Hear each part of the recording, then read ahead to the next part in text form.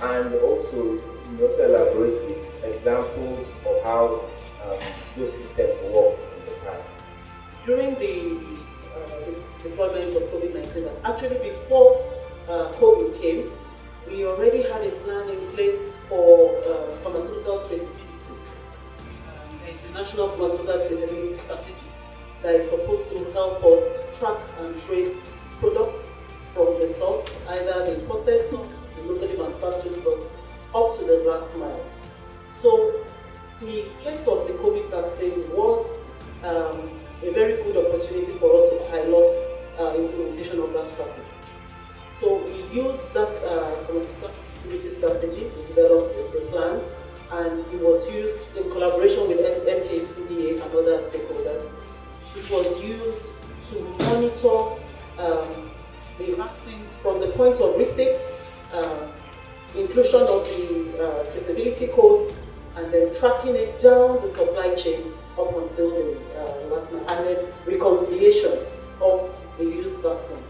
So with that deployment, we're able to follow the vaccines, and then from those points where they were used, we're also able to monitor for any adverse drug reactions and any other obnoxious events.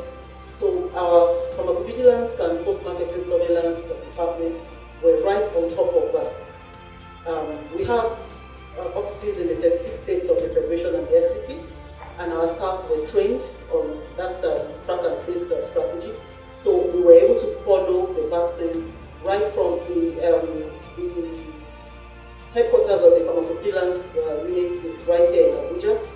So they worked with NHCDA right from the strategic cold store here, where the vaccines are deployed to the states. Our state officers take over from there, down to the local governments, to the primary health centers, and all that. So we have several measures that we use to collect information about adverse drug reactions and any of such data. We have the normal pharmacovigilance forms, which is available both as hard copies and as electronic copies.